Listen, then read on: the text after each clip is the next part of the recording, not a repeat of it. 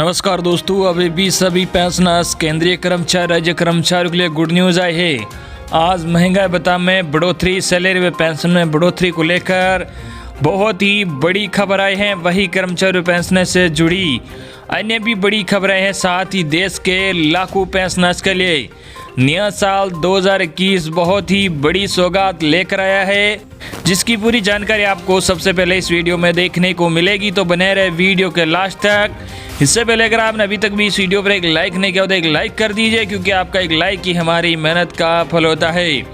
वही चैनल को भी फ्री में सब्सक्राइब नहीं किया तो सब्सक्राइब कर लीजिए, ताकि आगे भी आपको कर्मचारी व पेंशनर से जुड़ी अन्य भी लेटेस्ट से लेटेस्ट खबरें सबसे पहले देखने को मिलती रहे। तो चलिए दोस्तों, पहली बड़ी अपडेट की बात करते हैं, जो बहुत ही बड़ी खबर है।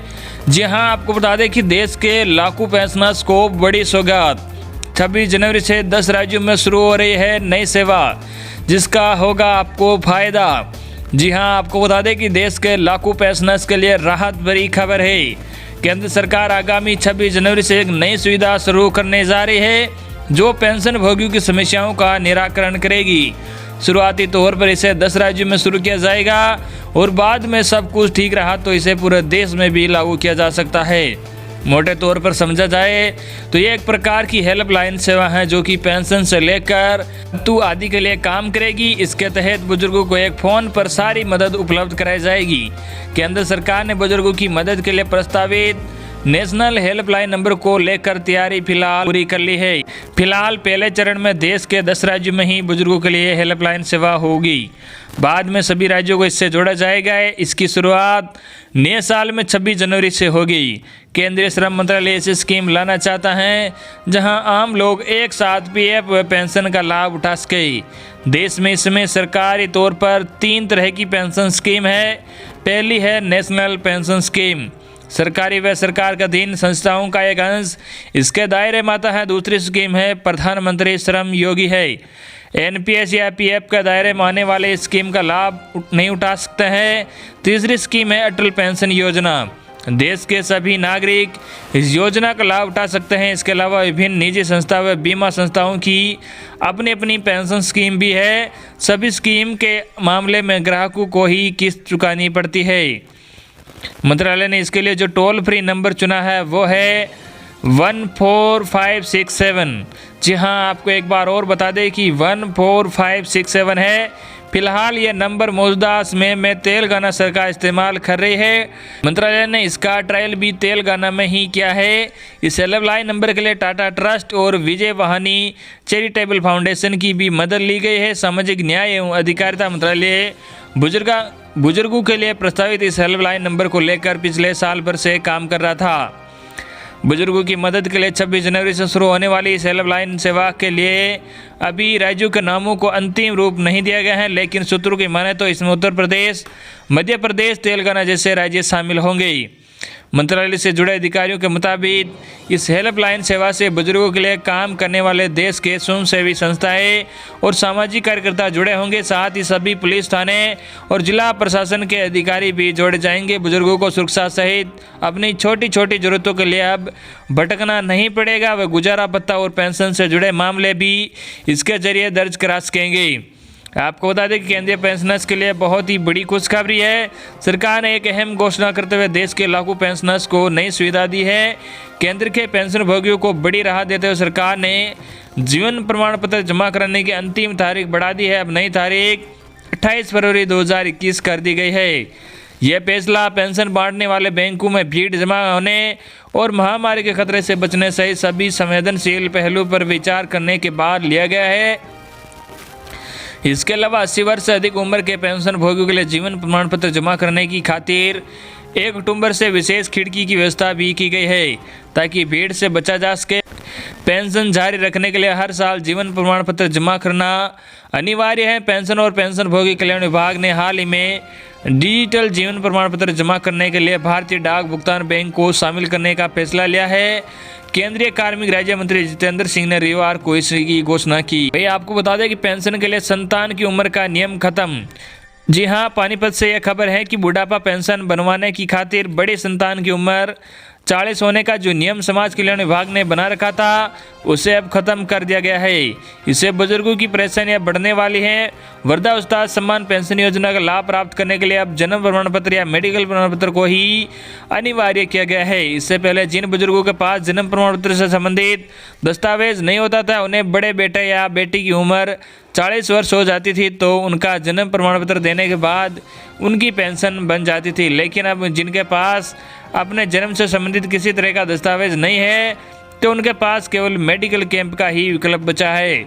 उन्हें मेडिकल कैंप का इंतज़ार करना पड़ेगा। कई बुजुर्गों के पास आयु प्रमाण नहीं। जी हां, समाज कल्याण विभाग निदेशालय ने बुढ़ापा पेंशन बनाने की प्रक्रिया में कुछ बदलाव किया है। इस बदलाव से बुजुर्गों की परेशानी बढ़ गई है, क्योंकि कई बुजुर्ग ऐसे हैं जिनके पास खुद की उम्र 60 होने का कोई प्रमाण नहीं है। ऐसे में वह बुजुर्ग अपनी बड़ी संतान की उम्र 40 होने पर उसका जन्म प्रमाण पत्र देने के बाद बुढ़ापा पेंशन का लाभ प्राप्त कर सकते थे। लेकिन अब समाज कल्याण विभाग ने इस नियम को ही खत्म कर दिया है। पेंशन का लाभ लेने के लिए पात्र ज़्यादातर बुजुर्गों के पास उनकी आयु से संबंधित किसी तरह का दस्तावेज नहीं मिल पाता था। जिला समाज कल्याण अधिकारी सरोज देवी ने कहा कि बुढ़ापा पेंशन बनवाने के लिए बुजुर्ग को फिलहाल अपना जन्म प्रमाण पत्र लाना ही जरूरी होगा, क्योंकि मेडिकल कैंप लगाने के आदेश अभी मुख्यालय से नहीं आए हैं। बड़ी संतान की उम्र 40 होने के नियम को विभाग ने खत्म कर दिया है। वही आपको बता दें कि इन कर्मचारियों के लिए पीएफ पेंशन शुरू करने जा रही है केंद्र सरकार। जी हां, केंद्र सरकार अब डिलीवरी मैन व कैब चालकों को भी पीएफ व पेंशन के दायरे में लाने की तैयारी कर रही है। गौरतलब है कि निजी क्षेत्र में कार्यरत सभी को पीएफ व पेंशन का लाभ नहीं मिल पाता है। न्यूनतम 20 कर्मचारी नहीं होने पर कोई भी संस्था अपने कर्मचारियों को पीएफ व पेंशन की सुविधा प्रदान नहीं करती है। इसके अलावा जो लोग किसी संस्था में काम नहीं करते बल्कि स्वनिर्भर पैसे से जुड़े हैं, उन्हें भी पेंशन व पीएफ की सुविधा प्राप्त नहीं होती है।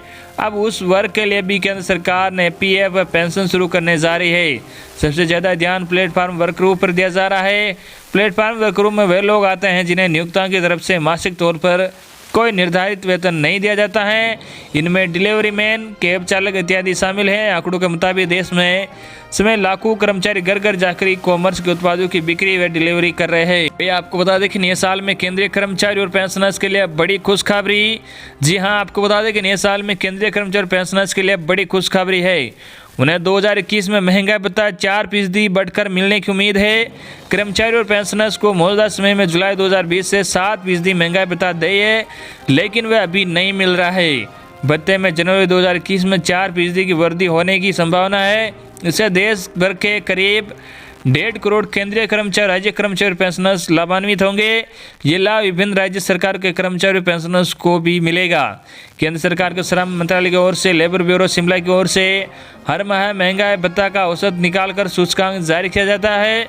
उसी के आधार पर केंद्र सरकार के कर्मचारी और पेंशनर्स का साल में 2 बार जनवरी व जुलाई माह में महंगाई भत्ता तय किया जाता है। ये महंगाई भत्ता पिछले 12 माह के औद्योगिक श्रमिकों के लिए उपभोक्ता मूल्य सूचकांक के आधार पर तय होता है।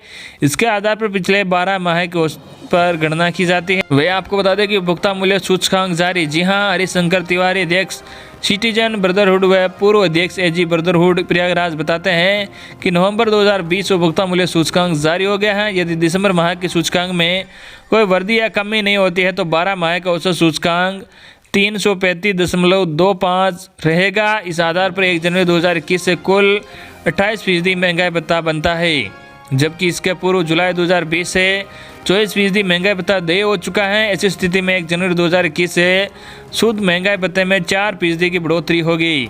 7% महंगाई भत्ता पहले ही देय। जी हां, आपको बता दें कि 1 जनवरी 2020 से 4% व 1 जुलाई 2020 से 3% मिलाकर कुल 7% महंगाई भत्ता पहले ही देय हो चुका है, लेकिन केंद्र सरकार ने उसे अभी नहीं दिया है। न ही जनवरी 2021 से संभावित 4% की बढ़ोतरी अभी मिलेगा। सरकार निर्णय के अनुसार तीनों किस्तें अर्थात 7% पुराना व 4% जनवरी 2021 को जोड़कर 11% महंगाई भत्ता जुलाई से मिलने की उम्मीद है। और जुलाई से मिलने वाले महंगाई भत्ते में 11% पिछला भी जोड़ा जाएगा, लेकिन 1 जनवरी 2020 से 30 जून 2021 तक का एरियर नहीं दिया जाएगा, इसलिए बढ़ेगा 4%। जी हां, आपको बता दें कि यदि आधार वर्ष 2001 के अनुसार दिसंबर 2020 के उपभोक्ता मूल्य सूचकांक में 8 अंकों की कमी होती है तो महंगाई भत्ता 3% और सूचकांक में 24 अंकों की वृद्धि होने पर महंगाई भत्ता 5% देय होगा, लेकिन किसी एक माह में इतनी कमी या वृद्धि संभव नहीं है, अतः महंगाई भत्ता 4% ही देय होगा। बता दें कि दिसंबर 2020 का सूचकांक एक माह बाद जारी होगा। सितंबर 2020 से औद्योगिक श्रमिकों के लिए 2016 का नया आधार वर्ष लागू किया गया है। नए आधार पर जारी सूचकांक में 2.88 से गुणा करने पर पुराने सूचकांक में बदलकर महंगाई भत्ते की गणना की जाती है। इस महंगाई भत्ते से केंद्र सरकार के कर्मचारी, पेंशनर तथा यूपी सहित सभी राज्यों के कर्मचारी व पेंशनर्स लाभान्वित होते हैं। तो दोस्तों, ये थी आज की सबसे बड़ी खबर जो सबसे पहले हमने आप तक पहुंचा दी। आई होप कि आपको आज की हमारी न्यूज़ पसंद आएगी।